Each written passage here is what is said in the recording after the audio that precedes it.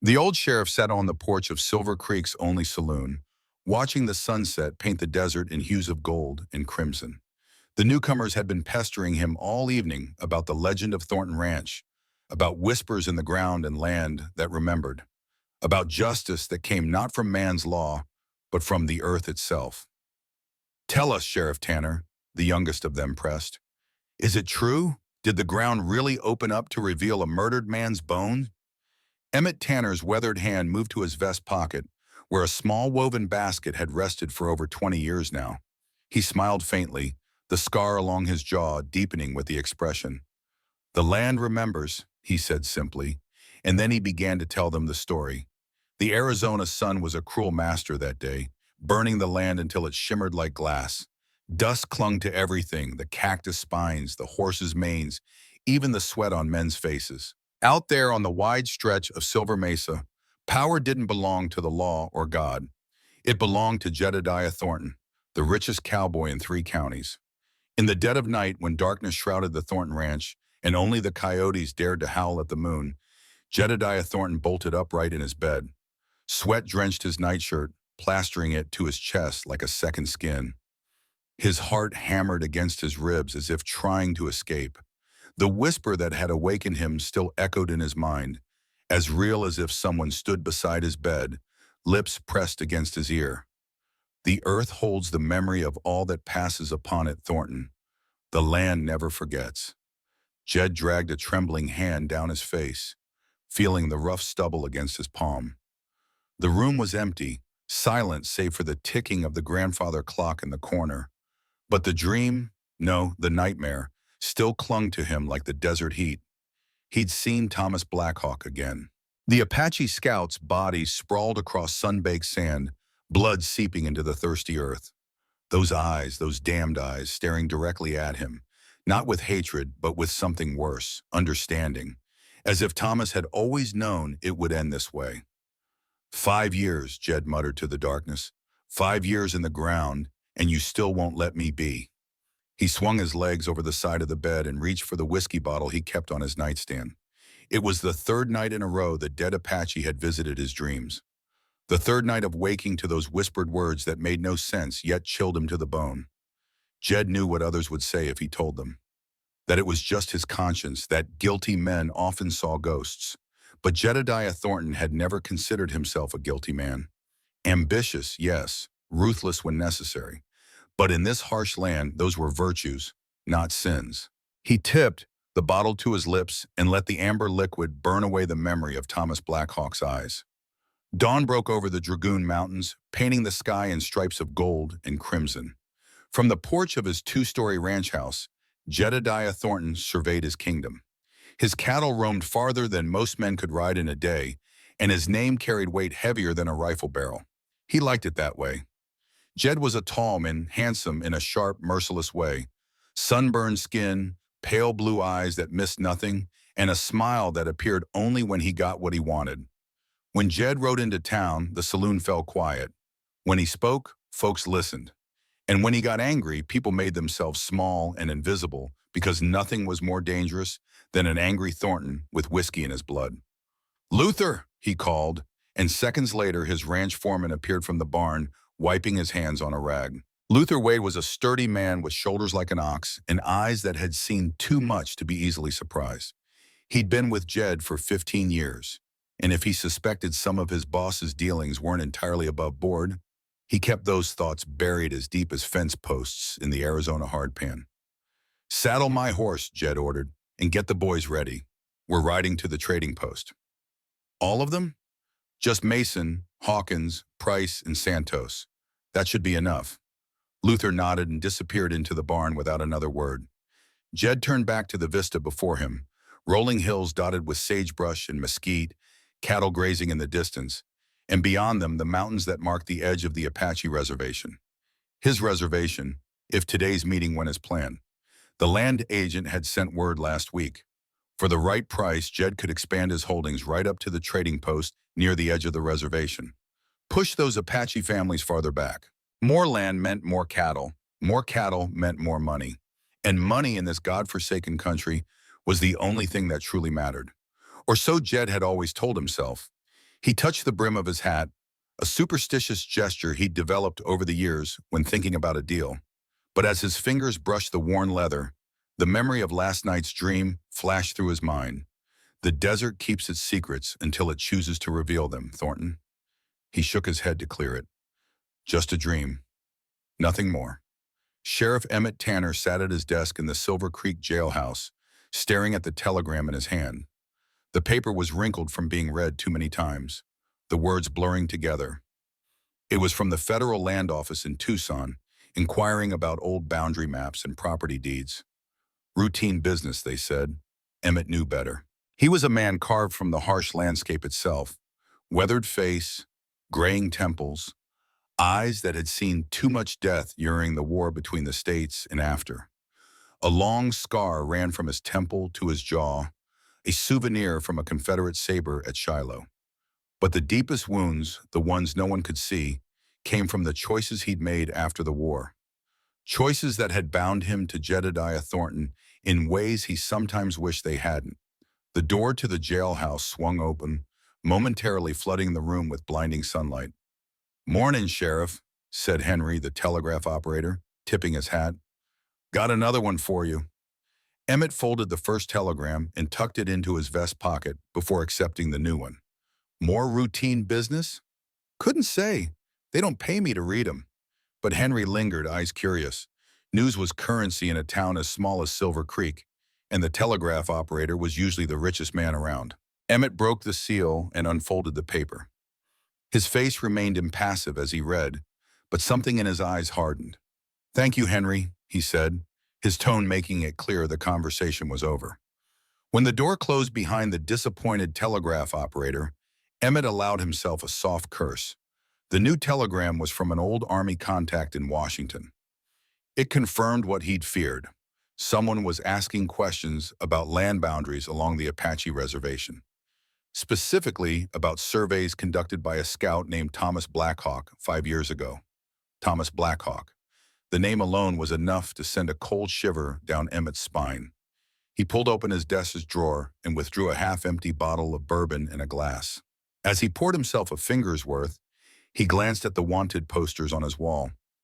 Cattle rustlers, bank robbers, murderers, all of them strangers he could hunt without hesitation. But what do you do, he wondered, when the criminal might be your oldest friend? By mid-morning, Jedediah and his men were riding toward the trading post, dust trailing behind them like smoke from a wildfire. They joked as they rode, talking about the weekend's rodeo, women, liquor, and horses. Jed laughed the loudest, tossing a silver coin into the air and catching it in his gloved hand. "Mr. Thornton," called Mason, a young ranch hand with a quick draw and quicker temper. "Think that land agent will give you a fair price?" Jed snorted. "He'll give me the price I tell him is fair. Government men are all the same. Wave enough money under their noses, and they forget which hand they're supposed to shake with." The men laughed, the sound echoing across the empty landscape. All except Santos, who rode slightly behind the others. The Mexican vaquero had been with Jed the longest, since before the Thornton Ranch became the empire it was today. He'd seen how that empire was built, brick by bloody brick. As they crested a small rise, Jed spotted something ahead, a thin column of smoke rising from beside the trail where the dry grass met the dirt path. Drawing closer, they saw a woman kneeling there, weaving something with calm, steady hands. A small fire crackled beside her, sending up ribbons of smoke that dissipated in the hot air. She was dressed in worn buckskin, her long black hair braided with faded beads. Her face was the kind of beauty that carried sorrow behind it, lines carved by wind and grief. Beside her sat a small boy, his leg wrapped in cloth, one hand clutching a carved stick he used to balance himself. "Apache," muttered Hawkins, his hand instinctively moving to rest on his revolver. Jed raised a hand to still him. "Easy, they're not warriors." The woman didn't look up as they approached, her fingers continuing their delicate work on what Jed could now see was a basket, intricately woven from yucca and willow, dyed with colors that shimmered like earth and sunset. The boy, however, watched them intently, his dark eyes following every rider. When Jed and his men drew near, the horses slowed, nostrils flaring at the smell of smoke and sage. "Mama," the boy whispered in Apache. "Riders." The woman lifted her gaze and saw the men with their polished saddles, clean boots, and the arrogance that rolled off them like heat. She gave a polite nod, not out of fear, but because her father had taught her that respect cost nothing, even when others gave you none. Jed pulled his horse to a stop a few feet away, casting a shadow over her work. "You lost, woman?" he said, his tone sharp, careless. "I am not lost," she replied softly, her English careful but clear. "I wait for travelers who might buy my baskets. My boy is sick, and I must earn for his medicine." Jed studied her face, noting the quiet dignity in her expression. There was something familiar about her, but he couldn't place it. He'd seen too many Apache faces over the years to remember one from another. "What's your name?" he asked. "I am Nara Redwater," she said. "This is my son, Kino." The name meant nothing to him, but there was something in the boy's stare that unsettled him, as if those young eyes could see right through his skin to whatever lay beneath. "Medicine?" Jed said with a smirk. "You mean that snake oil those traders sell to your kind? Waste of money." His men laughed behind him, the sound ugly and mean. One of them spat into the dust. Nara looked back down, her fingers trembling slightly but continuing to weave. "It helps him sleep," she murmured. Jed swung one leg off his horse and stepped down, boots thudding against the earth. He crouched to her level, studying her handiwork like it was a curiosity, not a labor of love. "How much?" he asked, voice mocking. $2, she said. "It took me 3 days to finish." "3 days," he scoffed. "Lady, I could buy a new hat for less than that." He stood, flicked his silver coin into the air again, and caught it. Then without warning, he kicked the basket hard with his boot. It burst apart, the reeds snapping, the pattern destroyed. The few coins she'd earned earlier spilled across the dirt, rolling toward the boy's feet. Kino gasped, crawling forward to gather them, his thin fingers shaking. Nara froze, then slowly stood, her shadow stretching long and dark across the road. The ranch hands howled with laughter. Jed grinned, pleased with himself. "Next time, sell something worth buying," he said, swinging back onto his horse. She didn't yell. She didn't cry. She just looked at him, long and silent, her eyes dark and steady, like a storm building far off on the horizon. For a second, something in her gaze made Jed shift uncomfortably in the saddle, though he'd never admit it.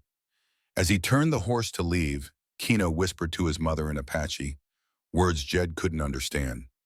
"Mother, he is the man from my dreams, the one father warned about." Nara's eyes widened slightly, but her expression remained composed.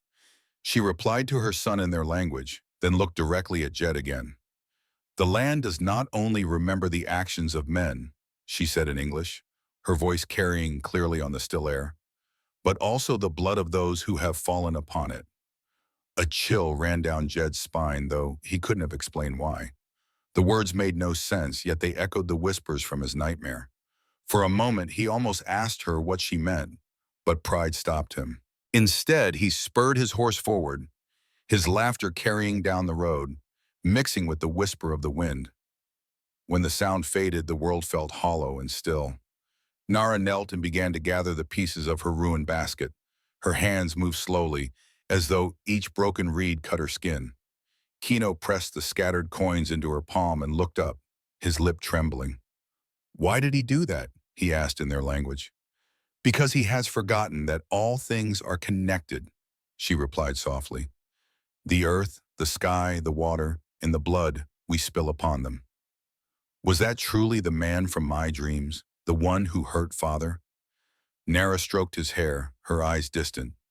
"Yes, my son, that was Jedediah Thornton, the man whose hands are stained with your father's blood, though he believes no one knows this truth. Will he be punished?" Her eyes lifted to the horizon where the dust from the horses still lingered like smoke. "Not by us," she said, her voice like stone. "By the land itself." That night, as the desert cooled and the stars emerged like scattered silver across the black canvas of the sky, Nara sat by her fire, the pieces of the basket laid before her.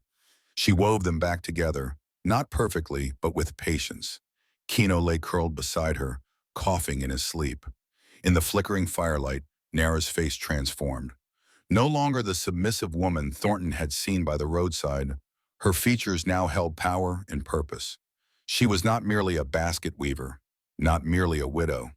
She was the daughter of Redwater, the most respected shaman of their band before the reservations, before the white man's boundaries cut their people off from the ancient paths. She whispered words her father had taught her, old Apache prayers that called to the spirits of the land, the wind, the animals, the ancestors who never truly left. The flames flickered blue and gold, and for a moment she thought she saw her husband's face in the smoke, watching, silent and proud. "Guide me," she murmured. "Show me what must be done." The fire crackled in answer. In the distance, coyotes began to howl. Thomas had not died by accident. Nara had known this from the moment they brought his body back 5 years ago, broken and bloodied from what they called a hunting accident. Thomas, who moved through the wilderness like a shadow, who knew every rock and ravine of this land, would never have fallen from a cliff while tracking buffalo, especially not after he had discovered what Thornton had done. As a scout for the Army, Thomas had access to the original survey maps, the true boundaries of the Apache lands. He had found discrepancies, alterations. Land that should have belonged to his people had been claimed by ranchers, primarily Thornton. Thomas had gathered evidence, prepared to present it to the federal authorities. Then came the hunting expedition with Thornton and his men. Only Thornton and the others returned alive. Nara reached into a small pouch at her waist and withdrew an eagle feather, blackened at the tip with red clay. From another pouch came a small bundle of sage, which she cast into the fire. As the aromatic smoke rose, she began to chant, her voice low and melodic. She arranged 4 small stones around the fire in the cardinal directions: east for wisdom, south for innocence, west for introspection, and north for strength. As she chanted, she touched each stone in sequence, invoking the Dien Dine, the holy people who maintained order in the Apache world. The sage smoke carried her prayers upward, while the juniper she now sprinkled on the flames created a sharp, cleansing scent meant to purify her intentions and clear the path between worlds. This was not a curse. The Apaches did not believe in curses the way the white men thought. This was a calling to the spirits, to the ancestors, and most importantly, to the land itself. The land that witnessed everything, remembered everything. "You think it is yours," she whispered, as if Thornton could hear her across the miles. "But the land belongs to no one. We belong to it." When her chant was finished, Nara carefully wrapped the eagle feather in a small piece of buckskin. Then she rose, cast one look at her sleeping son, and disappeared into the night. Hours later she returned, her face serene. She had done what needed to be done. The eagle feather now hung from the gatepost of the Thornton Ranch, a silent sentinel, a call to remembrance. Not a curse, but an awakening. The next morning, Jed woke to find his prized stallion, Ghostfire, acting strangely. The animal pawed at the ground, snorting at shadows, refusing to be saddled. "What's gotten into him?" Jed demanded as Luther struggled with the agitated horse. "Don't know, boss. He was fine yesterday." Jed approached the stallion, speaking softly as he reached for the bridle. Ghostfire calmed for a moment, then suddenly reared, eyes rolling white with fear. Only Jed's quick reflexes saved him from being struck by the flailing hooves. "Something spooked him," Luther said, stating the obvious. Jed scanned the stable, finding nothing out of the ordinary. But as he turned to leave, his eye caught something hanging from a nail beside the door, a small bundle wrapped in buckskin. He hadn't noticed it before. With a frown, he reached for it, unwrapping the covering to reveal an eagle feather, its tip blackened with red clay. "What the hell is this?" he muttered. Luther peered over his shoulder, then stepped back quickly, making the sign of the cross. "That's Apache medicine, boss. Bad business." Jed stared at the feather, a cold weight settling in his stomach. "How did it get in here?" "Don't know. Gates were locked all night." Jed's jaw tightened. He crumpled the buckskin in his fist and threw it to the ground, along with the feather. "Indian superstition," he spat. "Doesn't mean a damn thing." But as he stalked out of the stable, the image of the Apache woman from yesterday flashed through his mind. Nara Redwater. Those steady, knowing eyes. The strange words she had spoken. These ancient grounds bear witness to every deed. He shook his head, dismissing the thought. He had more important matters to attend to. The land agent would be waiting at the trading post. Sheriff Tanner was finishing his breakfast at the Silver Creek Cafe when Jed and his men rode past, heading east toward the trading post. Emmett wiped his mouth with a napkin, left some coins on the table, and stepped out onto the boardwalk. "Jed," he called, "got a minute?" Jedediah reined in his horse and looked down at his old friend. Something in Emmett's expression made him frown. "Make it quick," he said. "Got a meeting. With Land Agent Phillips, I expect." Emmett's voice was casual, but his eyes were not. Jed's frown deepened. "How'd you know about that?" "Word gets around." Emmett stepped closer to the horse. "Mind if we talk privately?" After a moment's hesitation, Jed nodded to his men. "Go on ahead. Tell Phillips I'll be along shortly."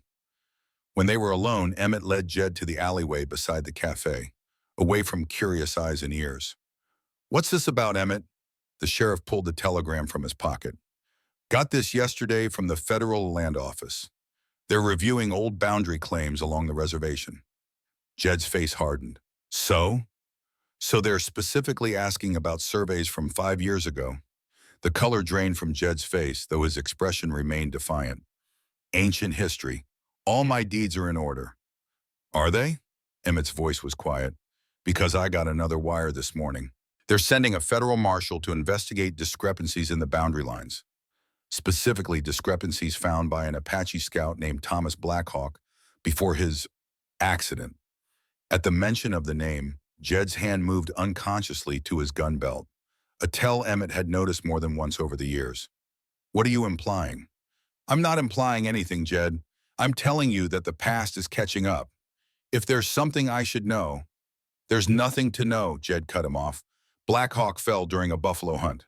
Tragic accident. End of story." Emmett studied his friend's face, searching for the truth behind the mask of confidence. He'd known Jedediah Thornton since they were both young men fighting under the Confederate flag. They'd come west together after the war, seeking a fresh start. Emmett had pinned on a badge while Jed built his ranch. Their paths had diverged, but their friendship had endured. Until now, when Emmett felt the weight of suspicion pressing down on him like a physical thing. "If there's trouble coming," he said finally, "I need to be prepared. This town doesn't need a scandal." "There's no trouble." Jed's voice was cold. "And if there was, I'd expect my friend to stand with me, not against me." Emmett sighed. "I'm not against you, Jed, but I took an oath to uphold the law." "And I've broken no law." Jed turned away, walking back toward his horse. Over his shoulder, he added, "You worry too much, Emmett. Always have." The sheriff watched him ride away, the knot in his stomach tightening. He'd seen that look in Jed's eyes before, a cornered look, dangerous. And he knew from experience that Jedediah Thornton was never more dangerous than when he felt trapped. At the trading post, the meeting with Land Agent Phillips went exactly as Jed had predicted. Money changed hands, documents were signed, and by noon, Jedediah Thornton was the legal owner of another 1,000 acres of prime grazing land. Land that, according to the new boundaries, was no longer part of the Apache reservation. But as they rode back to the ranch, Jed couldn't shake the unease that had settled over him since his conversation with Emmett. The telegram, the questions about Blackhawk, the strange dream that had haunted him for 3 nights now, and that damned eagle feather in his stable. Just coincidence, he told himself. Nothing more. Yet when they arrived back at the ranch, more unsettling news awaited. Luther met him at the gate, his weathered face creased with concern. "Well's gone bad," he announced without preamble. "What do you mean, gone bad?" "Water's turned black as sin overnight. Smells like death, too." Jed dismounted and followed Luther to the main well that supplied the ranch house and the nearby corrals. As soon as they neared it, he caught the stench, sulfurous, rotten, like something had crawled down there and died. Luther lowered a bucket and brought up water so dark it looked like oil. "Cattle won't drink it. Neither will the horses." "Has anyone been near the well since yesterday?" "No one who doesn't belong here."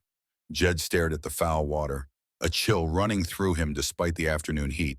First the dream, then the feather, now this. It was as if— No, he refused to give in to superstition. There had to be a rational explanation.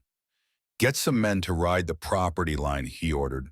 "Check for any signs of trespassers, and have Santos check the other wells." Luther nodded and moved off to carry out the instructions.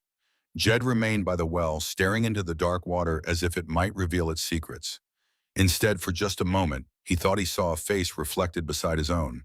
The face of Thomas Blackhawk, eyes wide and accusing. Jed jerked back with a curse, heart hammering in his chest. But when he looked again, there was only his own reflection, distorted by the ripples in the black water. Just a trick of the light, he told himself. Just his imagination, fueled by Emmett's questions and his own lack of sleep. But as he walked back to the house, he couldn't shake the feeling that something was watching him. Not just watching, judging, and finding him wanting. As the sun began to set, casting long shadows across the land, Nara sat outside her small cabin on the reservation, teaching Kino how to repair the damaged basket. Like this, she said, guiding his small fingers through the intricate weaving pattern. The old pieces and the new pieces become one. The boy's face was screwed up in concentration. It's hard. Yes, she agreed, but all things of value require patience. A shadow fell across them, and Nara looked up to see Sheriff Tanner standing there, hat in hand. She showed no surprise, as if she had been expecting him. "Mrs. Redwater," Emmett said with a polite nod. "Sheriff Tanner." Her voice was as calm as it had been when addressing Thornton, but without the underlying tension. "What brings you to our home?" Emmett glanced at Kino, then back at Nara. "I was hoping we might talk about your late husband."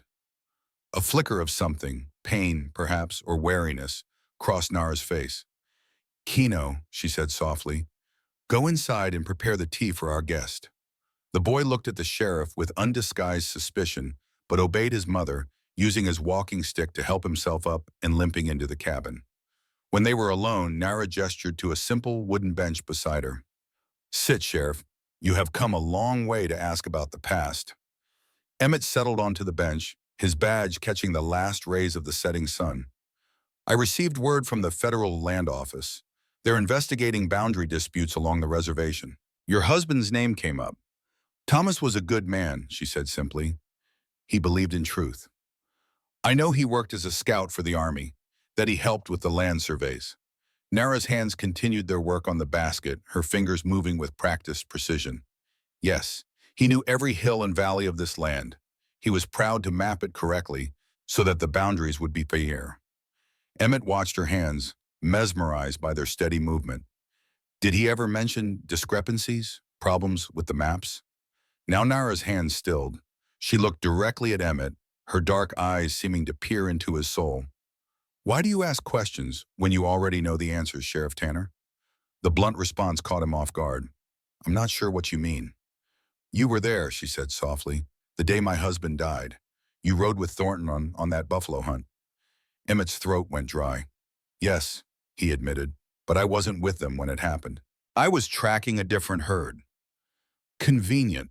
The word hung between them like an accusation. Emmett felt the weight of it pressing down on him, heavier than his badge had ever felt. "Mrs. Redwater, I didn't come here to..." "To what? To ease your conscience? To confirm what you already suspect?" Her voice remained calm, but there was a steel beneath the softness. "My husband discovered that Jedediah Thornton had falsified land records. He found proof that much of what Thornton claims belongs to our people. And then, during a hunt that Thornton himself organized, my husband fell to his death from a cliff he had known since childhood." Emmett swallowed hard. "There were witnesses." "Thornton's men," she cut in. "Who would say whatever he told them to say?" Emmett couldn't argue with that. The same thought had crossed his mind 5 years ago, but he'd pushed it aside. Jed was his friend. They'd fought together, bled together. He couldn't believe Jed capable of murder. Or perhaps he simply hadn't wanted to believe it. "If what you're saying is true," he said carefully, "why wait 5 years to come forward?" Nara's expression softened slightly. "I did come forward, Sheriff. I spoke to the Indian agent, to the Army commander at Fort Bowie. No one would listen to an Apache widow. But the land..." Her eyes took on a distant look. "The land has been patient, and now it is ready to speak."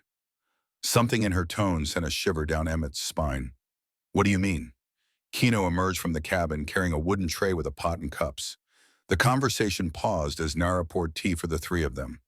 The fragrant steam rose in the cooling air, smelling of sage and something else Emmett couldn't identify. My people believe that the soil remembers what men try to forget everything that happens upon it, Nara said after taking a sip of her tea.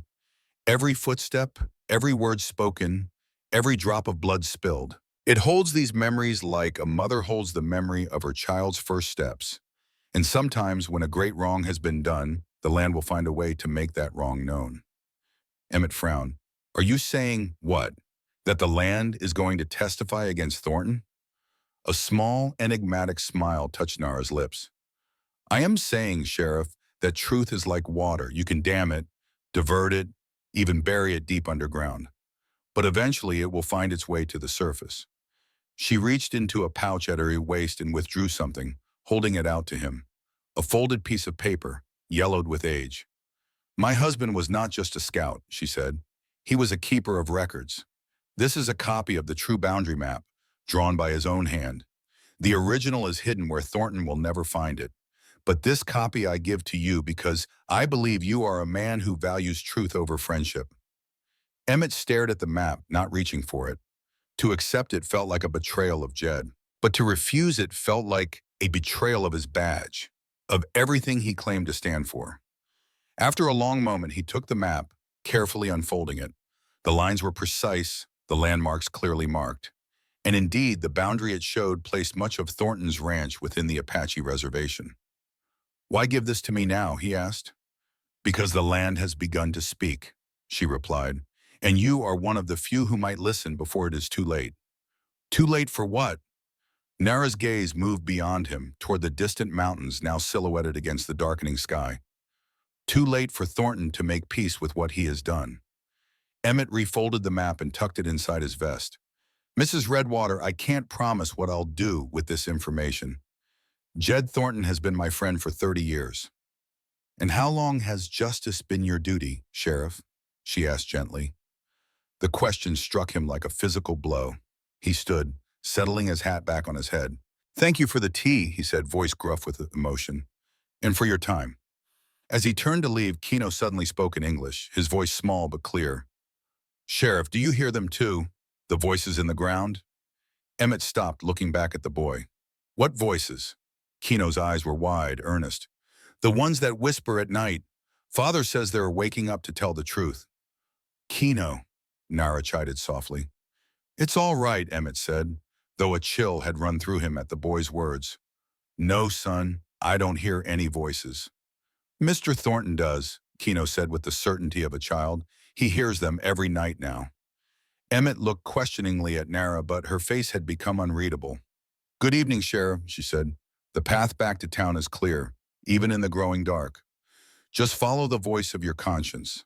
With those cryptic words hanging in the air, Emmett took his leave, the map heavy in his pocket and Kino's strange comment echoing in his mind. The voices in the ground. That night, Jedediah Thornton dreamed again. But this time it was different. This time he was back on that fateful hunting trip 5 years ago. The sun beat down mercilessly as they tracked a small herd of buffalo across the plains.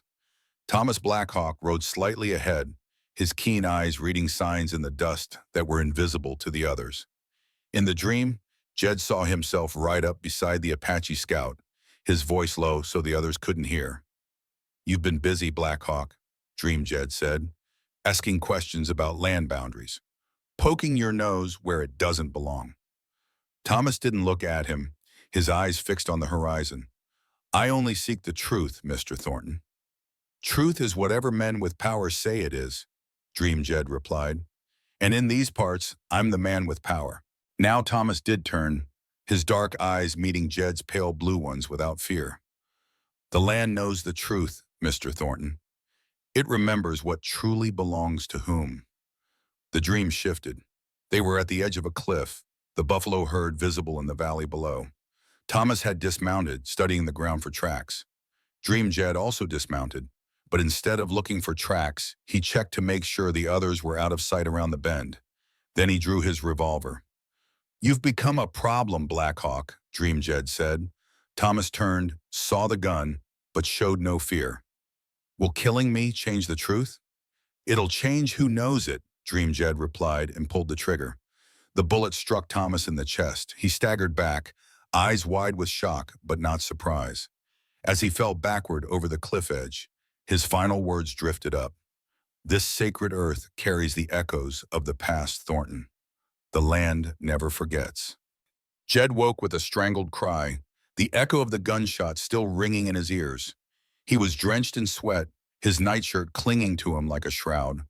The room was dark save for a sliver of moonlight slipping through the curtains. And in that silver slice of light, Jed saw something that made his blood run cold. Standing at the foot of his bed was a figure, tall and straight-backed. An Apache man in the prime of life, a dark stain spreading across the front of his shirt. Thomas Blackhawk.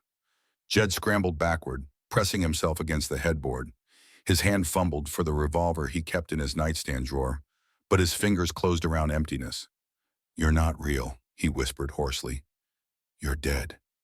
The figure didn't speak, didn't move, just stood there, watching him with eyes that reflected the moonlight like polished stones. Jed squeezed his own eyes shut, heart thundering in his chest. "Not real," he repeated to himself. "Not real, not real, not real." When he finally gathered the courage to open his eyes again, the figure was gone. But the whisper remained, drifting through the room like smoke. "The ground beneath us preserves what happened here, Thornton. The land never forgets." That was the beginning of Thornton's unraveling, Sheriff Tanner told his rapt audience, pausing to take a sip from his glass. The saloon had grown quiet. Even the piano player in the corner had stopped to listen. "I didn't understand then what was happening to my old friend. I just knew something wasn't right, and I was about to learn just how wrong things could get." The days that followed brought strange changes to the Thornton Ranch. Like an illness working its way through the body, signs of trouble appeared one after another, small at first, then increasingly impossible to ignore. It began with the well water turning foul. By the end of the week, all 3 wells on the property had gone bad, the water black and sulfurous.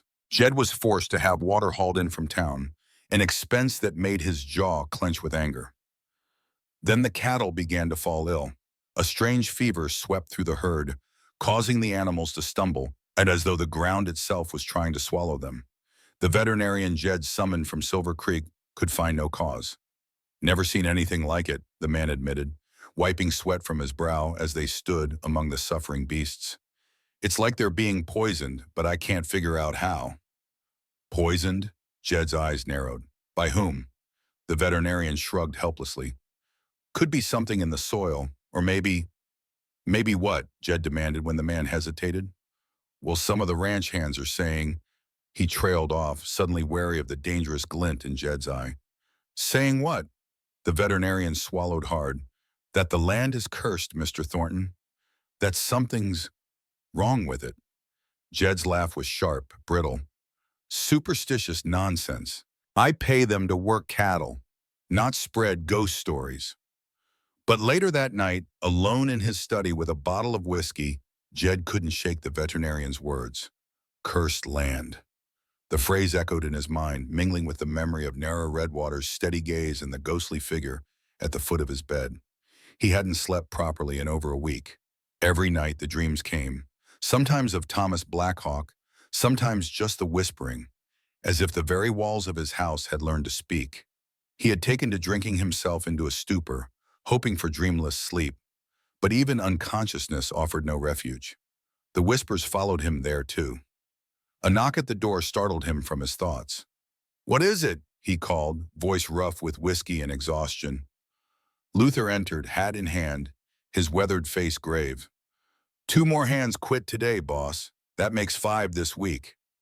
Jed cursed under his breath. "Did they say why?" Luther hesitated, clearly uncomfortable. "They're saying they hear things at night." "What things?" Jed knew the answer, but he needed to hear it. "Voices, boss. They say they hear voices coming from the ground, whispering in a language they don't understand." Luther shifted his weight, eyes darting to the window and back. "And they're not the only ones. Santos heard it too, but he's been with you too long to quit. Says it sounds like old Apache prayers." Jed's hand tightened around his whiskey glass. So he wasn't the only one. That made it real, not just his guilty conscience playing tricks. Something was happening on his land. "Get out," he said softly. "Boss?" "Well, hey, get out." Jed hurled the glass against the wall where it shattered, spraying whiskey and crystal across the floor. Luther retreated quickly, closing the door behind him. Alone again, Jed buried his face in his hands. The room felt suddenly cold despite the warm evening. And underneath the lingering aroma of spilled whiskey, he caught a faint scent. Sage smoke, like what had been burning in Nara Redwater's small fire by the roadside. He lifted his head, nostrils flaring. The scent was stronger now, unmistakable. And with it came the whisper, so close it could have been lips against his ear. Every grain of sand in this desert holds a piece of history. Thornton, Jed surged to his feet, chair crashing backward. He whirled around, searching the shadows of the room, hand going to where his gun would normally be. But he'd stopped wearing it in the house. Too many times lately he'd found himself tempted to draw it at shadows. "Who's there?" he demanded, voice cracking with fear and rage. "Show yourself." Only silence answered him. The scent of sage faded, leaving him wondering if he'd imagined it. Just as he was beginning to calm himself, a new sound emerged from outside. A rhythmic drumming, distant but clear, like heartbeats in the earth. Jed moved to the window, peering out into the darkness. The ranch was quiet, no light showing from the bunkhouse where the remaining hands slept. But the drumming continued, seeming to come from everywhere and nowhere at once. And beneath the drumming, the whispers continued. A chorus now rather than a single voice, speaking in a language he didn't understand but somehow knew was Apache. Jed backed away from the window, a scream building in his throat. Instead, a strangled laugh escaped him. Was this how madness felt? Like the world was unraveling thread by thread, reality fraying at the edges until nothing made sense anymore? He stumbled to his desk and pulled open the bottom drawer, retrieving a revolver he kept hidden there. The weight of it in his hand was reassuring, solid in a way nothing else felt anymore. "I'm not afraid of ghosts," he said aloud, though his shaking hands belied the claim. "Or Apache curses or whatever this is." The drumming intensified as if in answer to his defiance. And now, carried on the night breeze through the open window, came something new. Singing, a woman's voice, hauntingly beautiful and achingly familiar. Nara Redwater. Jed's grip tightened on the revolver. Enough was enough. Ghost or flesh, hallucination or reality, he would put an end to this torment tonight. Sheriff Emmett Tanner sat at his desk long after the town had gone quiet, studying Thomas Blackhawk's map by lamplight. The boundaries it showed were clear, and clearly different from the official maps filed with the county. If this map was accurate, Jed had falsified documents to claim hundreds of acres of Apache land. A crime, yes, but murder? Emmett's mind kept returning to Keno's strange comment about voices in the ground, about Jed hearing them. It was the kind of thing a child might say, confusing dreams with reality. And yet, a memory surfaced, one he'd nearly forgotten. 3 days after Thomas Blackhawk's death, he'd visited the Thornton Ranch to check on Jed, who had secluded himself since returning from the hunting trip. He'd found his friend in the study, drunk and disheveled, muttering about the damned Apache who wouldn't stay dead. At the time, Emmett had assumed it was just the whiskey talking, guilt over a man's accidental death manifesting as delusion. But what if it had been something more? What if Jed had already been hearing? Whatever it was that was frightening his ranch hands away now. The jailhouse door swung open, interrupting his thoughts. Henry, the telegraph operator, stood there, waving a yellow paper. "Sorry to disturb you so late, Sheriff, but this just came through from Tucson. Marked urgent." Emmett took the telegram with a sense of foreboding. As he read it, his worst fears were confirmed. The federal marshal wasn't just investigating boundary disputes. He was investigating the death of Thomas Blackhawk, newly classified as a potential homicide. "Thanks, Henry," he said, folding the telegram and tucking it into his vest pocket alongside the map. "That'll be all." Once alone again, Emmett leaned back in his chair, conflict raging within him. His duty was clear. He should ride out to the Thornton Ranch at first light and inform Jed of the investigation. Perhaps even take him into protective custody until the marshal arrived. But there was a deeper question gnawing at him, one that had been growing since his visit to Nara Redwater. What if Jed was guilty? What if his oldest friend, the man he'd fought alongside and helped build a life in this harsh territory, was indeed a murderer? Could he do what the badge demanded, even if it meant sending that friend to the gallows? The lamp flickered, casting dancing shadows across the jailhouse walls. In the corner, Emmett's worn cavalry saber hung on a peg, a relic of another life. He found his hand moving to the scar on his face, tracing the path where the Confederate blade had cut him at Shiloh. He'd nearly died that day, would have if not for Jed dragging him to safety under heavy fire. A debt that could never be fully repaid. But did it outweigh his oath to uphold the law? As if in answer, a sudden gust of wind blew through the open window, extinguishing the lamp and plunging the jailhouse into darkness. In the silence that followed, Emmett could have sworn he heard a whisper, faint but distinct, like someone standing right beside him. The truth cannot remain buried forever. Nara Redwater knelt beside the small fire outside her cabin, her voice rising and falling in the ancient songs of her people. These were not songs of war or vengeance, but of remembrance, calling to the ancestors, to the spirits of the land, asking them to witness and remember. Kino sat across from her, eyes wide and solemn in the firelight. Though young, he understood the importance of what they were doing. He had his father's gift, the ability to sense the deeper currents that ran beneath the surface of the visible world. Among the Apache, such children were called Diin na Enoahi, touched by the holy people. They often became Diin, medicine people, after rigorous training under tribal elders. Nara had recognized the signs early, Kino's dreams that came true, his ability to find lost objects, his conversations with unseen presences. White Feather had confirmed the gift during the sunrise ceremony when Kino was just 4 years old, younger than most children who underwent this coming-of-age ritual. The medicine man had placed sacred pollen on the boy's tongue, and Kino had spoken words in the ancient Apache dialect that even the elders rarely used, describing the exact location of a spring that had been lost to the tribe for generations. "Is it working, Mother?" he asked during a pause in her singing. "Is the land speaking to him?" Nara looked into the flames, seeing shapes forming and dissolving there. "Yes," she said softly, "the land is awakening. It speaks not just to Thornton, but to all who dwell upon it. Some hear with their ears, others with their hearts." "Will he confess what he did to Father?" A sadness crossed Nara's face. "Men like Thornton rarely confess willingly, my son. Their pride blinds them, even as truth stands before them like a mountain." "Then how will justice come?" "Through the land itself," she replied, "and through those who are willing to listen to its voice." As if on cue, the sound of approaching hoofbeats reached them. Nara didn't appear surprised. She had been expecting this visitor since sundown. A horse emerged from the darkness, its rider silhouetted against the star-filled sky. Jedediah Thornton dismounted with the stiffness of a man who has ridden hard and long. His clothes were disheveled, his face haggard in the firelight. The revolver at his hip gleamed dully.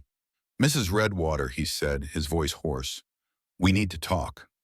Nara regarded him calmly, showing no fear despite the lateness of the hour and the desperation evident in every line of his body. "Kino," she said, "go inside now." "But Mother, now Kino." The boy cast one more suspicious glance at Thornton before obeying, limping into the cabin and closing the door behind him. "You know why I'm here," Jed said once they were alone. "Yes," she agreed. "You have come seeking silence." Her directness caught him off guard. He had expected denial, perhaps fear, not this serene acknowledgement. "The singing," he said, "the drums, the whispers, they're coming from you." Nara shook her head slowly.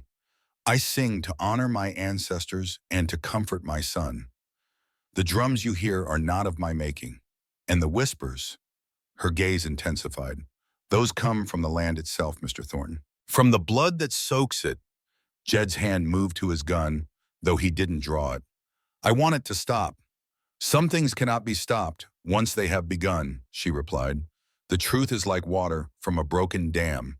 It will find its way to the light." "There is no truth," he snapped. "Only what men choose to believe. And right now, you're making my men believe my land is haunted."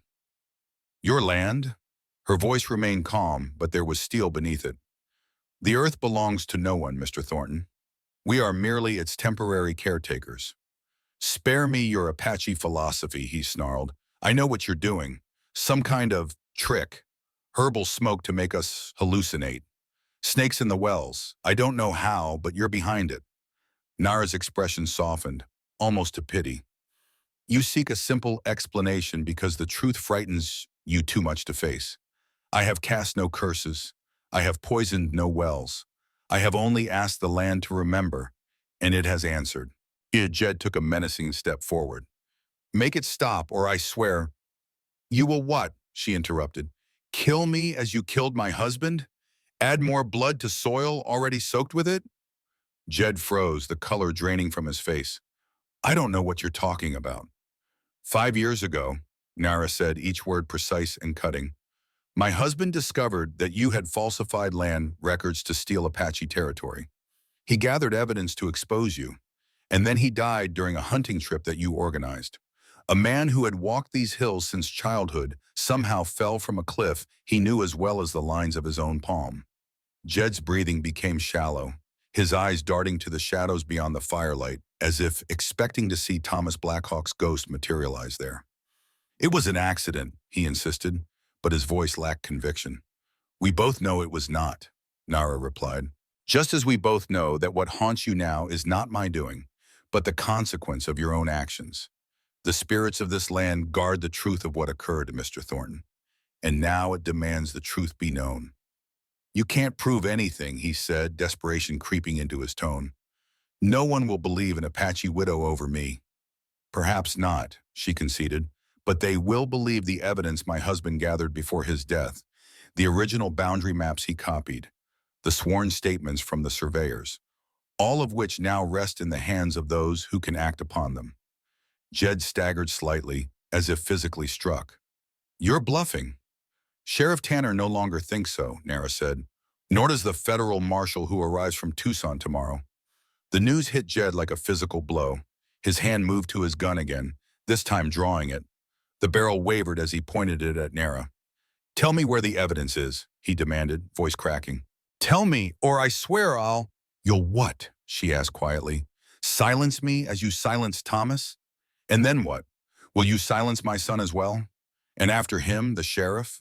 The federal marshal? How many must die to bury your truth, Miss Thornton? Jed's hand trembled violently, the gun barrel moving between Nara and the cabin door behind which Kino was surely listening. For a terrible moment, it seemed he might indeed fire.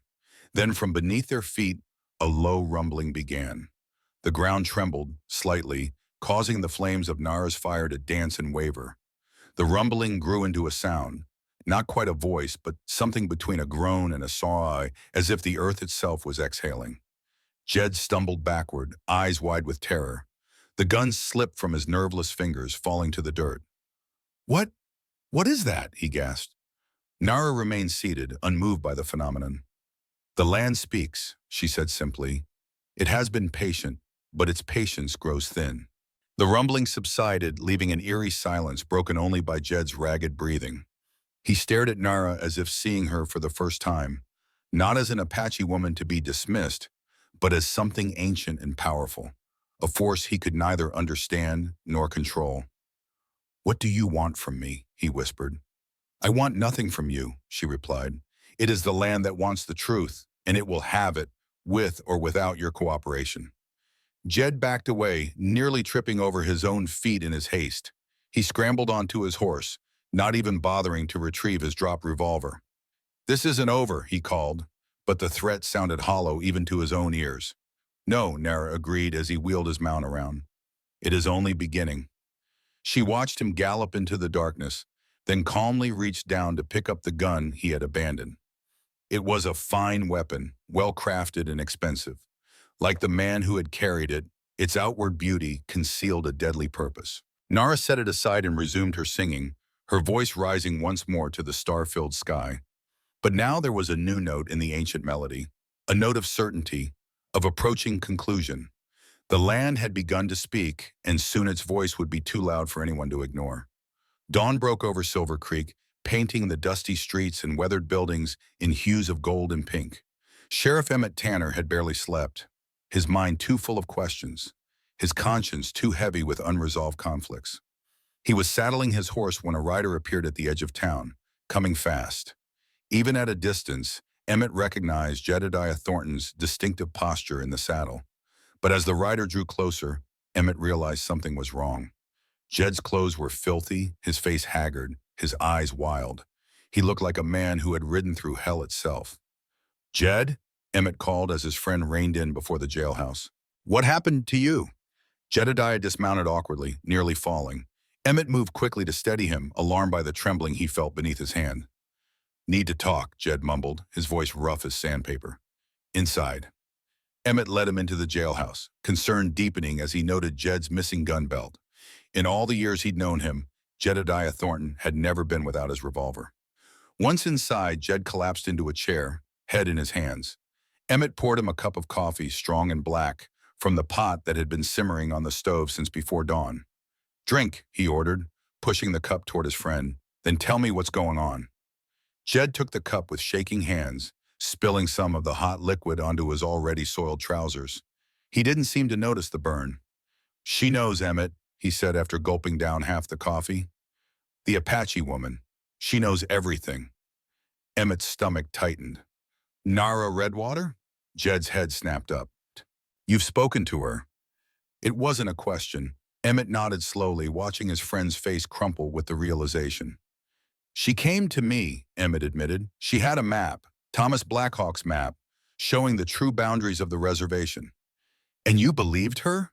Jed's voice was a mix of desperation and betrayal. "Over me? Your oldest friend?"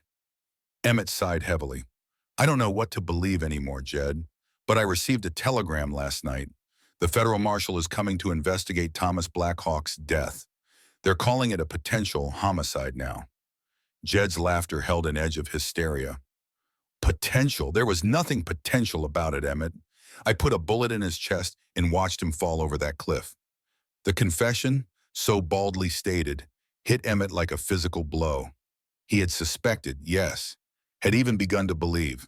But to hear Jed admit it so plainly, "My God, Jed," he whispered. "Why?" "Why?" Jed repeated as if the question was absurd. "He was going to ruin me. He found the original surveys, realized I'd altered the maps to claim Apache land. He was going to take everything I'd built, everything I'd worked for." Emmett stared at his friend, searching for some sign of remorse, some indication that he understood the gravity of what he had done. He found none. "So you killed him," Emmett said flatly. "Shot him and let him fall." "And I'd do it again," Jed said, something of his old defiance returning. "A man protects what's his." "You would have done the same." Emmett recoiled as if slapped. "No," he said firmly, "I wouldn't have. And neither would the Jedediah Thornton I thought I knew." A heavy silence fell between them, weighted with decades of friendship now tainted by the truth. Outside, the town was coming to life, unaware of the drama unfolding within the jailhouse walls. Finally, Jed spoke again, his voice low and urgent. "I need your help, Emmett. One last time. The marshal doesn't arrive until tomorrow. That gives us time." "Time for what?" "To find the evidence she claims to have. The original maps, the statements. If we destroy them, it'll be my word against hers. An Apache woman with a grudge, trying to steal land from a respected rancher." Emmett's jaw tightened. "And what about Thomas Blackhawk? What about justice for him?" "Justice?" Jed spat the word. "There's no justice in this world, Emmett. Only power and those cunning enough to seize it. I thought you understood that." "Then you never knew me at all," Emmett said quietly. He rose from his chair and moved to the gun rack on the wall, removing a shotgun. Jed watched with growing comprehension and dismay. "What are you doing?" "My job," Emmett replied, his voice heavy with regret. "Jedediah Thornton, you're under arrest for the murder of Thomas Blackhawk." Jed's face contorted with rage and disbelief. "You can't be serious. After everything we've been through together? After Shiloh, when I pulled you from that field with half your face hanging off?" "That was war," Emmett said. "This is murder. I saved your life, and I've spent the last 5 years ignoring my conscience because of it," Emmett countered. "That debt is paid." Jed surged to his feet, knocking over his chair. "I won't go to prison for killing an Apache." "Then you'll hang for it," Emmett said, his voice like iron.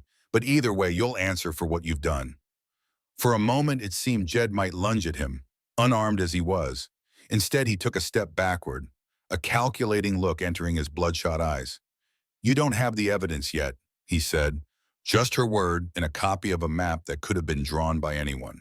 That won't be enough to convict me. Maybe not, Emmett conceded, but it's enough to hold you until the marshal arrives, and then we'll see what else comes to light. Jed's expression hardened. I won't let you destroy everything I've built. Not for an Apache, not even for you. Before Emmett could react, Jed grabbed the coffee pot from the stove and hurled it at him. Scalding liquid splashed across Emmett's face and chest, momentarily blinding him. The shotgun discharged harmlessly into the ceiling as Jed barreled into him, knocking him backward. By the time Emmett cleared his eyes, Jed was gone, the jailhouse door swinging wide. Through the window, he saw his friend mounting up, spurring the exhausted horse into a gallop back toward the Thornton ranch. Cursing, Emmett grabbed his hat and badge, then hurried to his own horse. He had a sinking feeling that Jedediah Thornton, cornered and desperate, was about to do something terrible. Nara Redwater sensed the change in the air before she saw the dust cloud on the horizon. She had been sitting outside her cabin, weaving a new basket to replace the one Thornton had destroyed, when a sudden stillness fell over the land. The birds stopped singing, the insects ceased their buzzing, and even the gentle breeze died away. He is coming back, she thought, and this time he brings more than fear. She set aside her basket and rose to her feet, moving with deliberate calm to the cabin door. Kino was inside, napping on a small cot, the morning's lessons in tribal history having tired him out. Kino, she said softly, placing a hand on his shoulder. Wake up, my son. You must go now. The boy's eyes fluttered open, instantly alert as only a child of the wilderness could be. What is it, mother? Thornton returns, she said simply, and his heart is full of darkness. Understanding flashed across Kino's young face. Without further questions, he reached for his walking stick and got to his feet. Nara moved to a loose floorboard near the hearth, prying it up to reveal a small hollow beneath. From it, she withdrew a package wrapped in oilskin. Take this to White Feather, she instructed, handing it to Kino. Tell him the time has come. He will know what to do. But what about you? Kino's voice trembled slightly, though he tried to appear brave. Nara cupped his face in her hands, memorizing every feature. I will be here when you return, she promised. Now go, quickly. Use the hidden path through the ravine that your father showed you. Kino hesitated, clearly torn between obedience and fear for his mother's safety. He means to hurt you. He means to, she agreed. But the land protects its own, remember? Now go, before he arrives. With one last anguished look, Kino slipped out the back door of the cabin, the precious package clutched against his chest. Nara watched until he disappeared into the brush, using the walking stick to help him navigate the uneven ground despite his lame leg. Only when he was safely out of sight did she return to her place by the fire, picking up her basket weaving as if nothing had happened. But beside her now lay Thomas's revolver, the one Thornton had dropped the night before. She did not touch it. She hoped she would not need to, but it was there, just in case. The dust cloud grew larger on the horizon, resolving into a lone rider pushing his mount hard. Behind him, further back, a second rider followed. Sheriff Tanner, she guessed, though he was too far away to identify with certainty.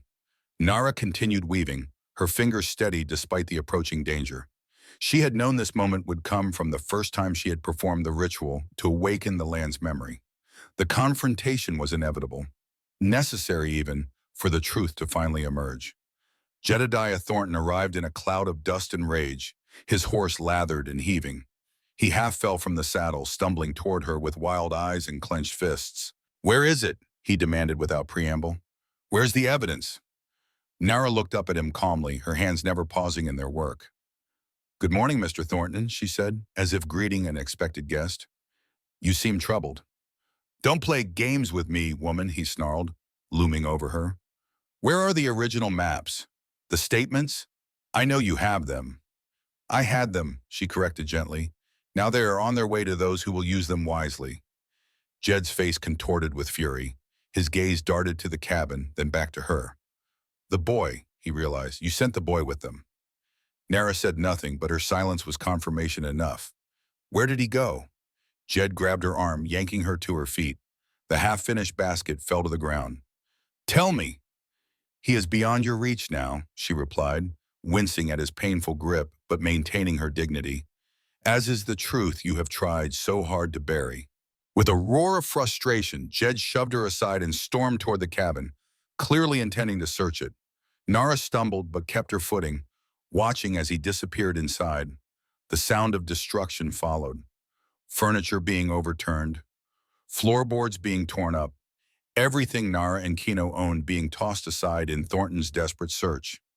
She could have run then, perhaps should have, but something kept her rooted to the spot, a certainty that had been growing within her since the night she placed the eagle feather on Thornton's gatepost. The land was not finished speaking yet. Jed emerged from the cabin moments later, his rage having found no outlet in the fruitless search.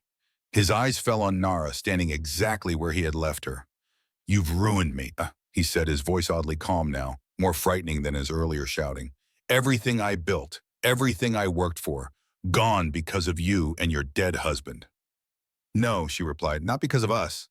Because of what you did, the choices you made." "Choices?" He laughed bitterly. "What choice did I have? This land was meant for men like me, men with vision, with the strength to tame it. Not for," he bit off the slur before it left his lips, but his contempt was clear. "The land was never meant to be tamed," Nara said, "only respected. And it has a long memory, Mr. Thornton, longer than yours or mine." As if in answer to her words, the ground beneath them trembled slightly. A low rumble rose from the earth, like distant thunder trapped underground. Jed's eyes widened in fear, his head whipping from side to side as if searching for the source of the sound. "Stop it," he whispered. "Whatever you're doing, stop it now." "I am doing nothing," Nara said. "The land speaks for itself." The rumbling grew louder, the trembling more pronounced.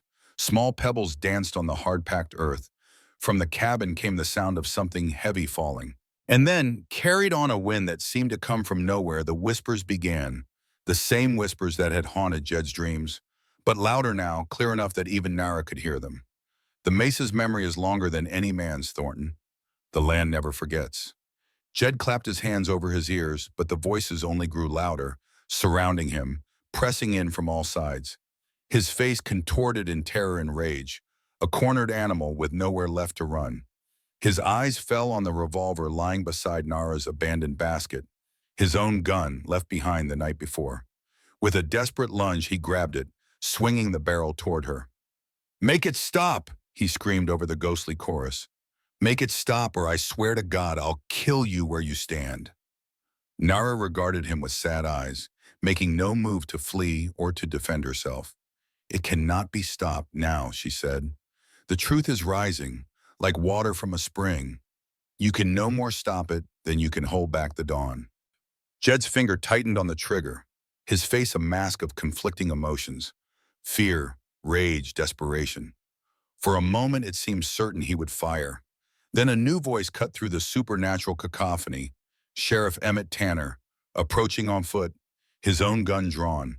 "Put it down, Jed," he called. "It's over." Jed didn't turn, didn't even seem to hear his old friend. His focus remained entirely on Nara, the gun barrel unwavering.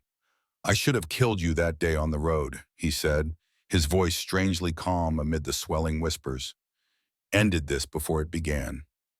"Perhaps," Nara agreed, "but then the land would have found another way to speak its truth. Some things cannot remain buried forever." The ground shook more violently now, nearly causing Jed to lose his footing.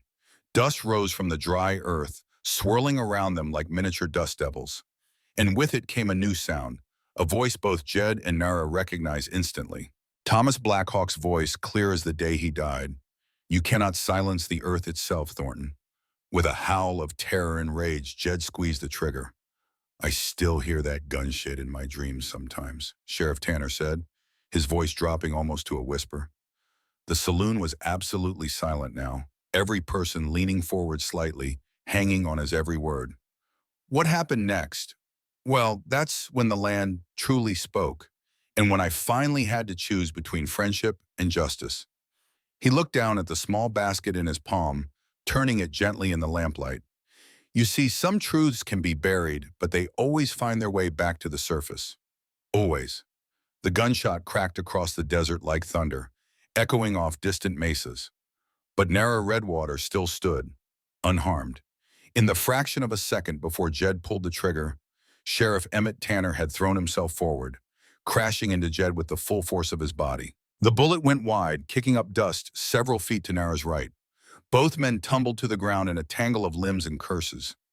Despite his years and the lingering pain of old war wounds, Emmett fought with the desperate strength of a man who had finally chosen his side. His fist connected with Jed's jaw, momentarily stunning the rancher. He seized the opportunity to wrench the revolver from Jed's grasp, tossing it well out of reach. "It's over, Jed," he panted, pinning his former friend to the ground. "Don't make this worse than it already is." Beneath him, Jedediah Thornton laughed, a hollow, broken sound that held no trace of humor. "Worse?" he gasped through bloody lips. "Look around you, Emmett. Listen, how could it possibly be worse?" The earth continued to tremble, the whispers growing louder with each passing moment. Now they spoke not just in Apache, but in English too, overlapping voices repeating the same phrase over and over. "The voice of the earth can won't be silenced forever. The land never forgets." Emmett felt the vibrations through the ground, heard the ghostly chorus that seemed to come from the air itself. He had never been a superstitious man, but in that moment, he could no longer deny the evidence of his senses. Something truly inexplicable was happening. With practiced movements, he pulled Jed's arms behind his back and secured them with handcuffs. "Jedediah Thornton," he said formally, "you're under arrest for the attempted murder of Nara Redwater and for the murder of Thomas Blackhawk." "You hear them too, don't you?" Jed asked, his voice suddenly calm, almost conversational. "The voices. I'm not crazy after all." Emmett hauled him to his feet without answering. He turned to Nara, who had not moved during the brief struggle. She stood watching them, her face a mask of dignified sadness. "Are you hurt, ma'am?" Emmett asked. She shook her head. "No, Sheriff. Thank you for your intervention." "We need to get to town," Emmett said, glancing around nervously as the whispers continued. "You should come with us. It's not safe here." A small smile touched Nara's lips. "This is perhaps the safest place for me in all the territory," she said. "But I will accompany you. My son has gone to deliver important evidence to Elder Whitefeather. He will meet us in town when his task is complete." Emmett nodded, relief washing through him. He didn't understand what was happening here, but he knew he wanted to be far from this place when night fell. "My horse is just over the ridge," he said. "Can you ride double with me? Thornton's mount looks spent." Before Nara could answer, a new sound cut through the whispers, hoofbeats, approaching fast. Moments later, 3 riders appeared on the horizon, dust billowing behind them. "My ranch hands," Jed said, a note of triumph entering his voice. "They must have followed me." "You're outnumbered, Emmett." Emmett's hand moved to his gun, but Nara placed a gentle touch on his arm. "Wait," she said, "look more closely." As the riders drew nearer, Emmett realized they weren't Thornton's men at all. Leading the group was an elderly Apache man, his face deeply lined with age but his posture still straight and proud on his pinto pony. Behind him rode 2 younger Apache men, their expressions grave. "Whitefeather," Nara said, a note of reverence in her voice. The elderly man reined in his horse before them, his dark eyes taking in the scene. Nara standing tall despite the morning's violence. Emmett with his hand still on his gun, and Jed in handcuffs, blood trickling from his split lip. "Nara Redwater," Whitefeather said, his English accented but clear. "Your son reached us with the sacred bundle. He is safe." Relief washed over Nara's face. "Thank you, Elder." Whitefeather's gaze shifted to Jed, who stared back with a mixture of defiance and fear. "So this is the man who silenced Thomas Blackhawk," he said. "The one who thought he could bury the truth beneath stone and silence." "He will face justice now," Emmett said. "I'm taking him to Silver Creek to await the federal marshal." Whitefeather nodded slowly. "Good. But first there is something he must see, something we all must witness." He turned to Nara. "The earth speaks loudly today. It is time for the final truth to emerge." "What is he talking about?" Emmett asked, unease prickling along his spine.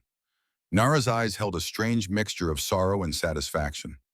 "5 years ago, when they brought my husband's body back, Thornton claimed he had fallen from Eagle Point during the hunt. But I always knew this was a lie.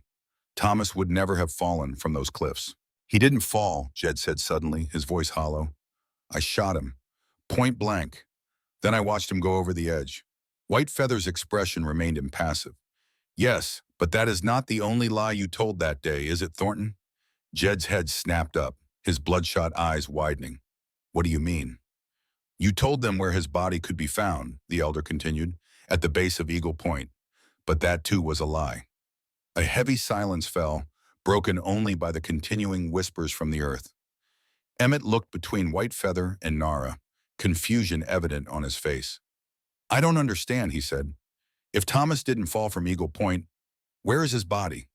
White Feather turned his pinto pony, gesturing toward the horizon. Come, he said, the land will show us.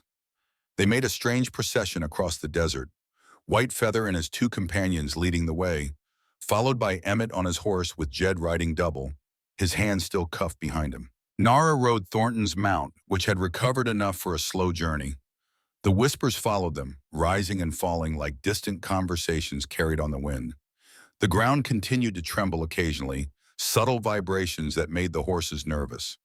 They rode for nearly an hour, moving away from the reservation and toward Thornton Land. Eventually, they crested a small rise, and White Feather reined in his pony, pointing toward a solitary cottonwood tree in the distance. It stood near a dried-up creek bed, its gnarled branches reaching toward the sky like supplicating hands. There, he said simply. Jed, who had been slumped against Emmett's back during the ride, suddenly stiffened. No, he whispered, not there. Emmett felt a chill that had nothing to do with the desert air. What's there, Jed? But his former friend had fallen silent, his body trembling against Emmett's back. They approached the cottonwoods slowly. As they drew nearer, Emmett noticed dark shapes circling in the sky above it. Vultures, at least a dozen of them, riding the thermals in lazy spirals. When they reached the tree, White Feather dismounted with the fluid grace of a much younger man. The others followed suit, Emmett keeping a firm grip on Jed's arm. The ground has been disturbed recently, White Feather said, pointing to the earth around the tree's base. Indeed, the soil appeared freshly turned, as if something beneath had shifted. And there was something else. A smell, faint but unmistakable. The sickly, sweet odor of decay. What is this, Jed? Emmett demanded, turning to his prisoner. What's buried here? Jed's face had gone gray, his eyes fixed on the disturbed earth. You don't want to know, he said barely above a whisper. Thomas Blackhawk is buried here, White Feather stated, not as a question but as fact. Not at the base of Eagle Point where you claimed he fell. You brought his body here, to your own land, and buried him in secret. Nara made a small sound, half gasp and half sob, her hand flying to her mouth. Why? She asked, her voice breaking. Why would you do this? Jed's shoulders slumped in defeat. Because I panicked, and he admitted. After I shot him, I realized what I'd done, that there would be questions, an investigation. I needed time to create the story of his fall. So you buried him here, Emmett said, disgust evident in his tone. On your own property, where no one would think to look. And then I led the search party to Eagle Point the next day, Jed continued, the words spilling out now as if he could no longer contain them. Said that's where I last saw him. When we couldn't find a body, I suggested he must have fallen into the ravine below. The search continued for days, but of course nothing was ever found. You denied him proper burial rites, White Feather said, his voice heavy with controlled anger. You condemned his spirit to wander, separated from his ancestors. The whispers around them grew louder, more insistent. The ground began to tremble again, more violently this time. Small pebbles danced across the surface of the soil. What's happening? Emmett asked, steadying himself against the cottonwood's trunk. The land remembers, White Feather replied, and now it returns what was hidden. Before their eyes, the earth around the tree began to shift and crack. A fissure opened in the soil, widening steadily as the tremors intensified. The smell of decay grew stronger, making Emmett's eyes water. Jed fell to his knees. Whether from terror or a sense of inevitability, it was impossible to tell. I'm sorry, he whispered, though whether he was addressing those present or the spirit of the man he had murdered was unclear. God help me, I'm sorry. The fissure widened further, soil sliding away to reveal what lay beneath. bones partially preserved by the desert's dry heat, still clad in the tattered remains of buckskin clothing. A silver concho belt glinted in the sunlight, and there, unmistakable despite the passage of 5 years, was a bullet hole in the center of the ribcage. Nara let out a wail of grief and rage, a sound so primal it seemed to resonate with the very murmurs from the soil that surrounded them. She fell to her knees at the edge of the makeshift grave, her hands hovering over her husband's remains as if afraid to touch them. "Thomas," she sobbed. "Oh, my Thomas." White Feather moved to her side, placing a comforting hand on her shoulder. "The land has kept him safe," he said gently, "and now he can be returned to his people for proper burial." Emmett stood transfixed, unable to tear his eyes away from the grisly discovery. In all his years as a lawman, he had never witnessed anything like this. A crime revealed not by human investigation, but by the earth itself. "There's your evidence, Sheriff," Jed said hollowly. "No need for maps or statements now. The land has spoken." Indeed it had, and as if satisfied that its message had finally been delivered, the desert's quiet testimony began to fade. The trembling of the earth subsided. Even the vultures dispersed, as if recognizing that their vigil was no longer necessary. In the sudden eerie silence, Emmett found his voice at last. "Jedediah Thornton," he said formally, "you are now also charged with the desecration of human remains and obstruction of justice. There will be other charges, I expect, once the federal marshal arrives." Jed nodded dully, beyond resistance now. "It doesn't matter anymore," he said. "Nothing does." Emmett turned to White Feather and Nara. "I'm sorry for your loss, both then and now. With your permission, I'd like to bring the town doctor out here to officially document everything before Thomas is moved." White Feather inclined his head in agreement. "We will wait here.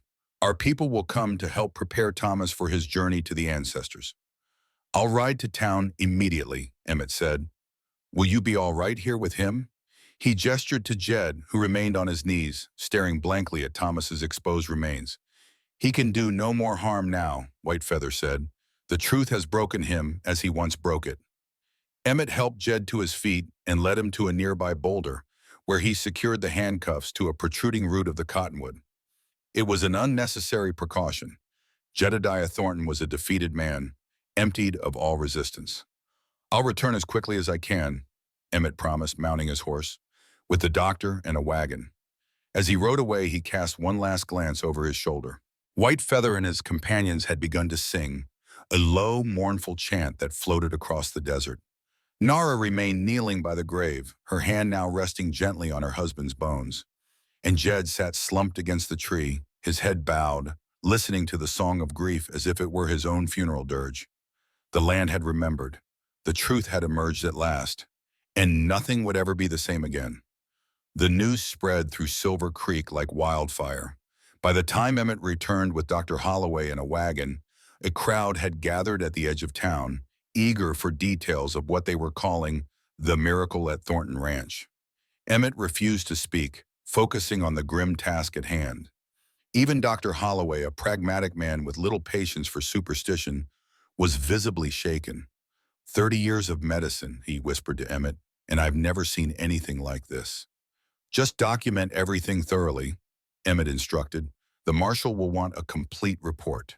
White Feather and his men prepared Thomas's remains with solemn dignity, wrapping them in a blanket Nara had brought. Each movement formed part of an ancient Apache ritual. Nara moved silently, like someone in a dream. When her eyes met Emmett's, they held both sorrow and vindication. The land had remembered. Her husband would finally rest in peace. Jedediah Thornton was loaded into the wagon alongside the blanket-wrapped remains, a juxtaposition that struck Emmett as both fitting and profoundly sad. The living man appeared more lifeless than the dead, his eyes vacant, his once commanding presence reduced to a hollow shell. The procession back to town was somber and silent. Word had spread even further during their absence, and it seemed every resident of Silver Creek had turned out to witness their return. They lined the main street, hats removed out of respect for the dead, faces solemn as the wagon passed. Emmett was grateful for their restraint.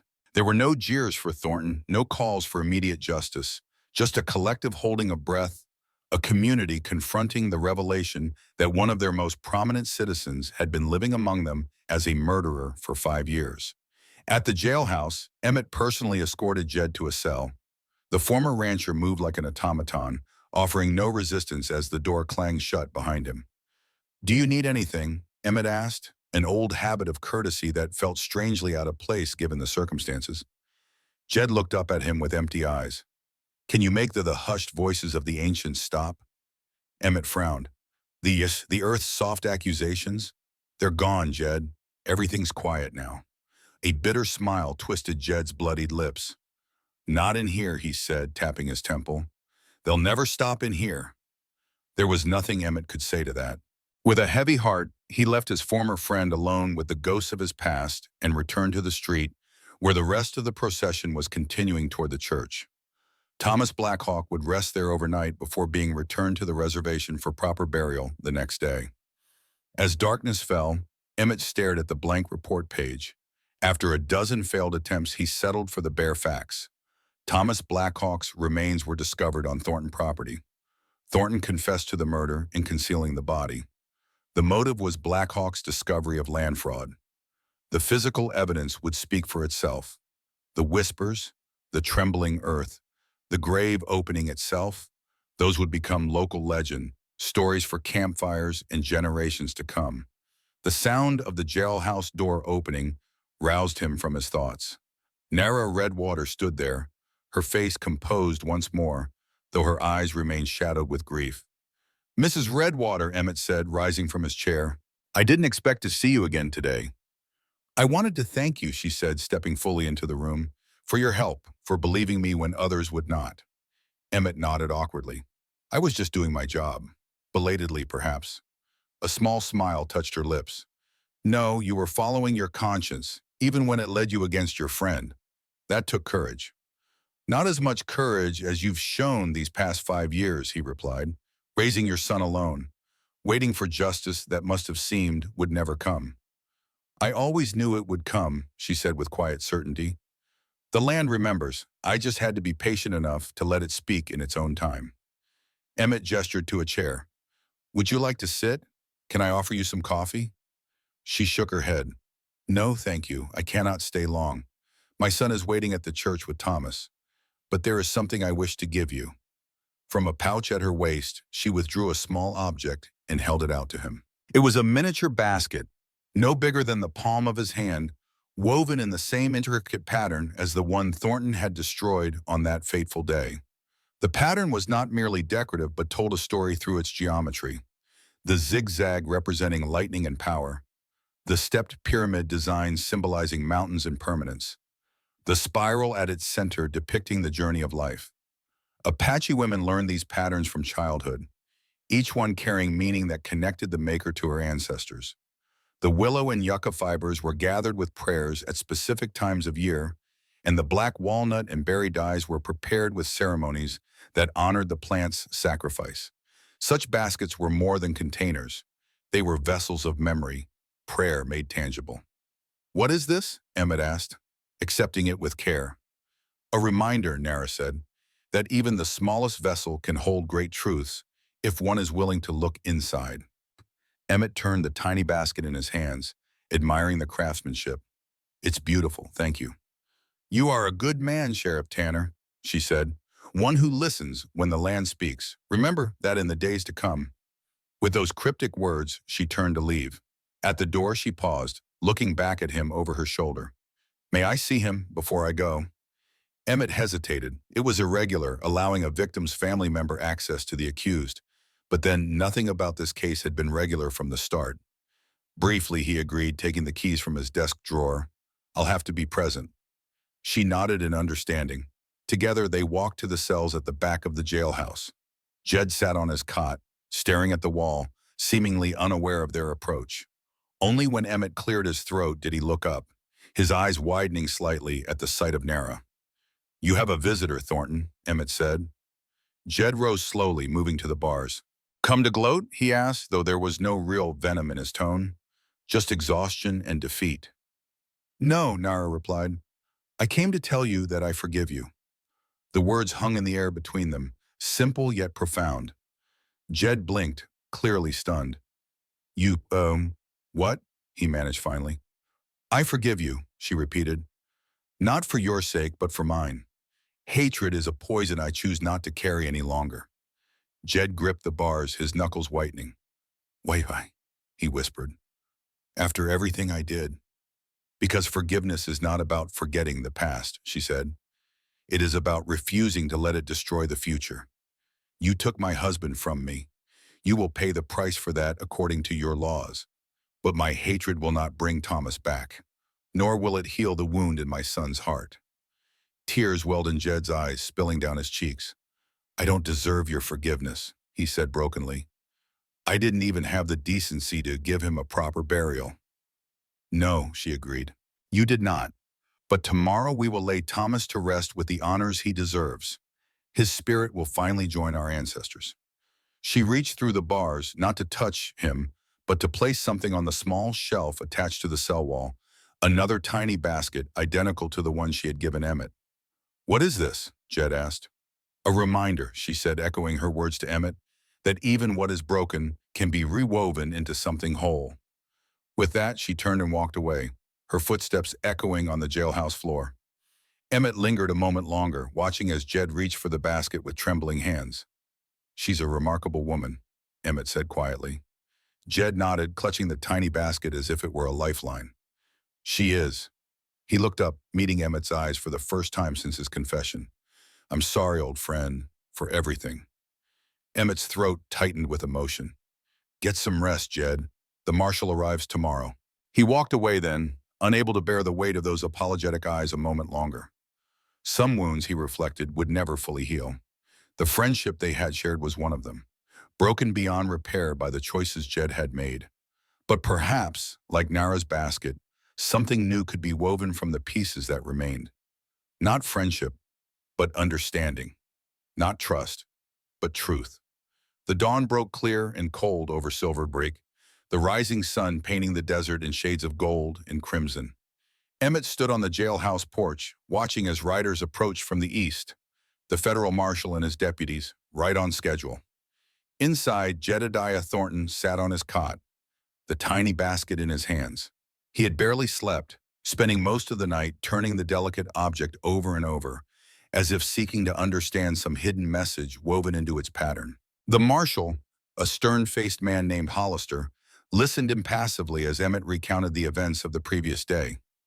Only when Emmett described the earth opening it to reveal Thomas Blackhawk's remains did a flicker of disbelief cross his features. The ground just opened up, he asked skeptically. By itself? That's what happened, Emmett confirmed. I saw it with my own eyes. So did Dr. Holloway, Whitefeather, and several others. They'll all testify to the same. Marshal Hollister shook his head in wonder. In 30 years of law enforcement, I've never heard anything like it. But the physical evidence doesn't lie, regardless of how it came to light. He signed the transfer papers Emmett had prepared. We'll take custody of Thornton now. He'll stand trial in Tucson, where we can find an impartial jury. Emmett nodded, though a part of him regretted that Jed would not face justice in the community where he had lived and, ultimately, betrayed everyone's trust. But Hollister was right. No impartial jury could be found in Silver Creek now. As the deputies led Jed from his cell, Emmett approached his former friend one last time. Good luck, Jed, he said quietly. Jed looked at him with clear eyes, the vacant stare of the previous day replaced by a calm resignation. I don't need luck, Emmett, just mercy, though I doubt I'll find much of that in a Tucson courtroom. You confessed freely.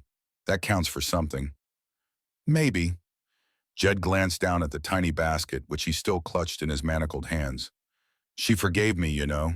After everything I did to her husband, she found it in her heart to forgive me.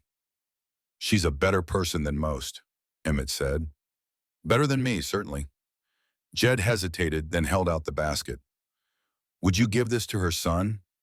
Tell him I hope he grows up to be like his mother, strong, honorable, everything I wasn't. Emmett accepted the basket, touched by the gesture despite himself. I will.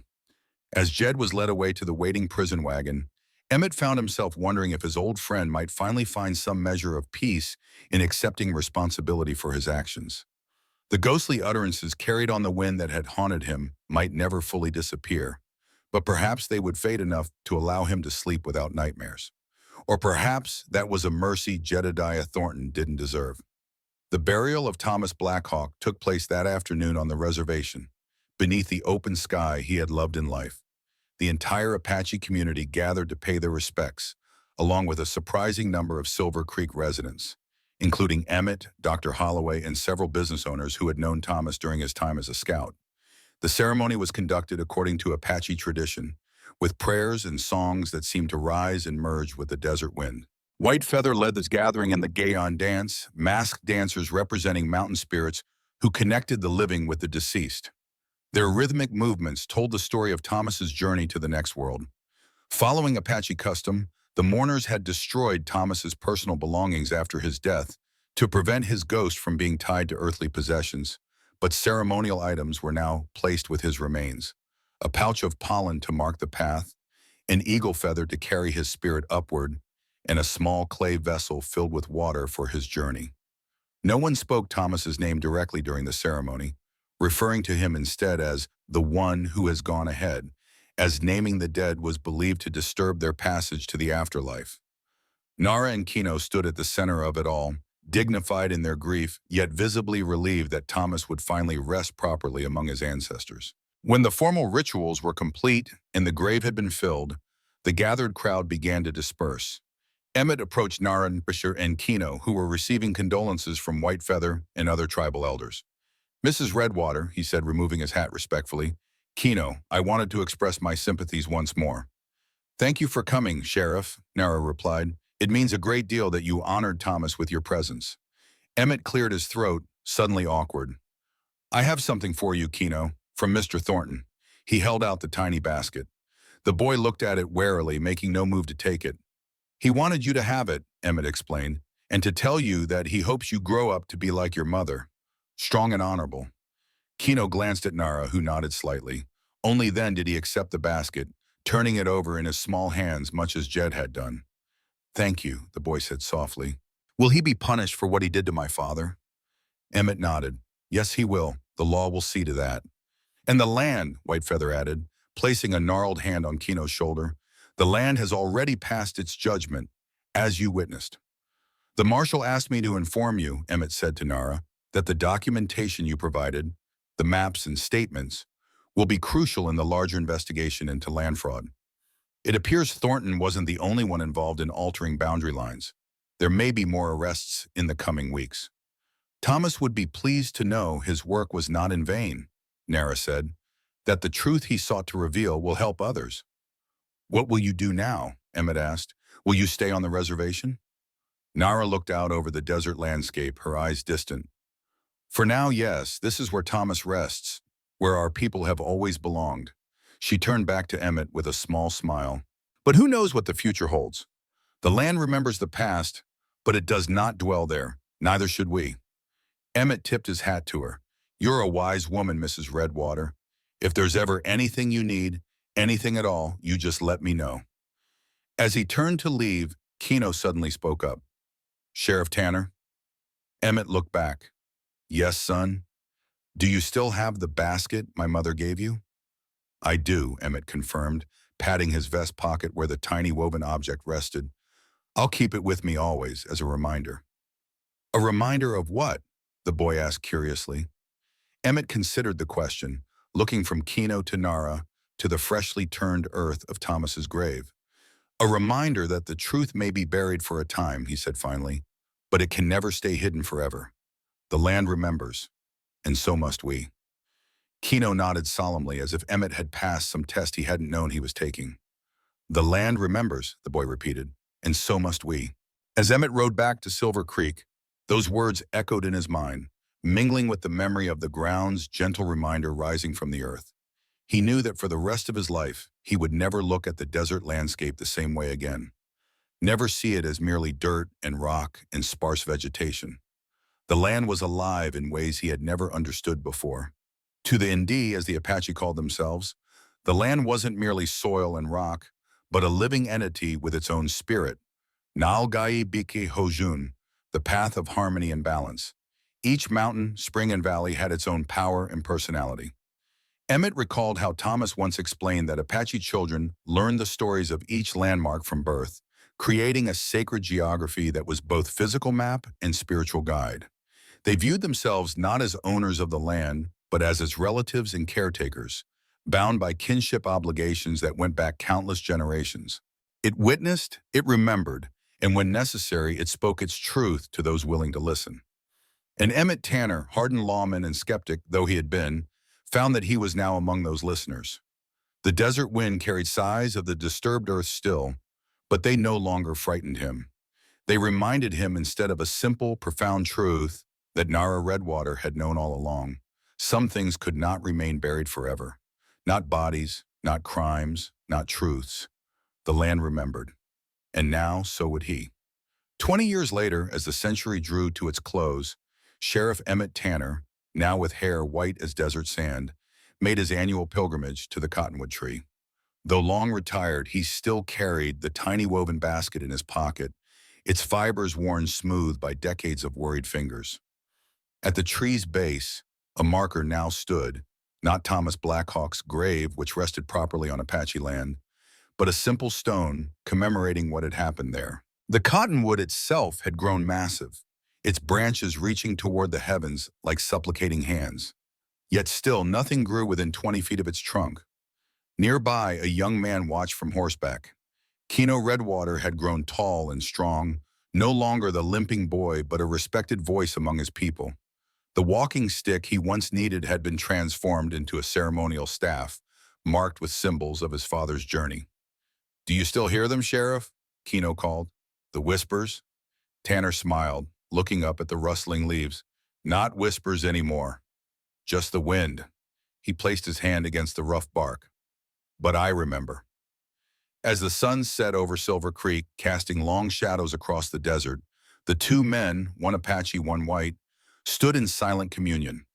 Between them stretched a connection forged in truth and justice, a bridge across worlds that men like Thornton had tried to keep divided. Far away in a Yuma prison cell, Jedediah Thornton had died alone years before, taking his guilt with him. But the land remained bearing silent witness to both crime and redemption. In the gathering twilight, the desert wind stirred the cottonwood's leaves, creating a sound like distant conversation. Not a curse or a haunting, but a reminder. Some truths cannot remain buried forever. The earth remembers.